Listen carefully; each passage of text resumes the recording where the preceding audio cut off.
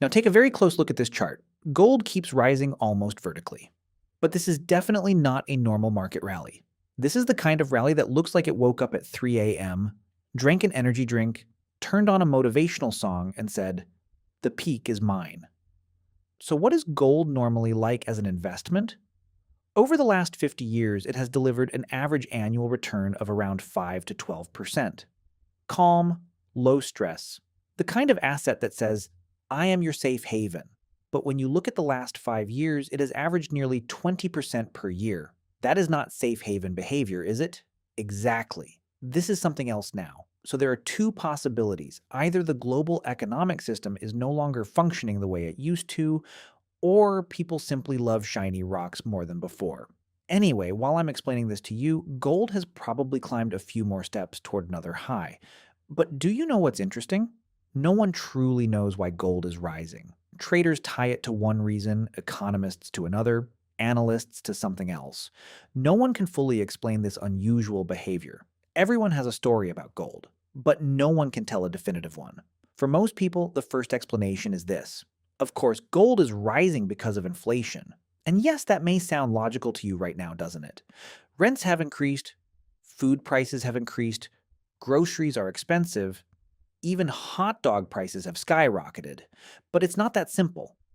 If this rise in gold were purely a reaction to inflation, why didn't gold explode in 2021 when inflation surged globally? In fact, gold barely moved during that period. Yes, inflation plays a role in this story, but it doesn't make sense to attribute it solely to inflation.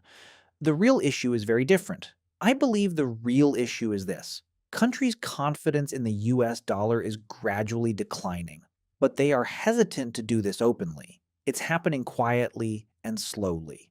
No one is shouting, "We no longer trust the dollar, we're abandoning it." You can think of it like silently deleting your photos from social media before breaking up with your partner. No one makes an official announcement. But the signs are there. For 80 years, the dollar has served as the main reserve currency in the global economy.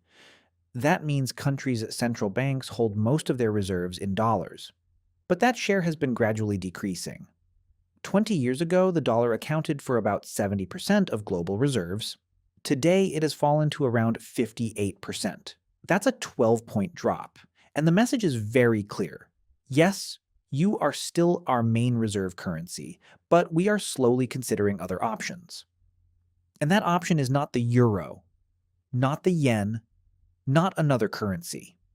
That option is gold. Right now, gold is a safe plan B for central banks. It is seen as an insurance policy. In the past, central banks purchased an average of 400 to 500 tons of gold per year. Over the last 3 years, they have been buying around 1,000 tons annually. That's more than double. In fact, 2024 became the highest gold buying year in history. Don't think this is driven by fashion. This is not a trend. It's a precaution. Because central banks are uncomfortable with US debt levels, the long-term risks of inflation, and being overly dependent on the dollar-based system. Of course, they are not abandoning the dollar completely right now, but they also do not want to see it as the only asset they depend on. Now, none of this means the dollar will collapse tomorrow. The dollar is still the strongest currency in the global economy. Don't get carried away by "the dollar is finished" videos you see on YouTube. But realistically speaking, blind loyalty is being replaced by cautious trust. And as you know, gold tends to rise when people feel uneasy, cautious, and when an environment of distrust forms. It rises when markets are not fully convinced that everything is fine.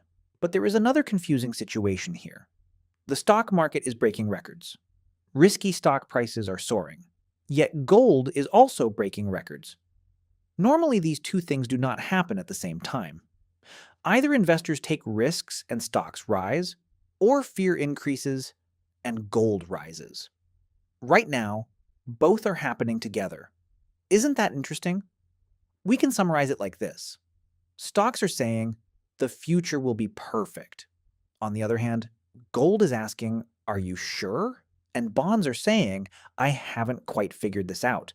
For this reason, no one can reach a clear answer. And when there is no clarity, markets tend to behave strangely. Long story short, yes, gold is rising. But more important than gold rising is who is buying it. And the biggest players in the global economy, central banks, are quietly, subtly, and cautiously shifting their positions.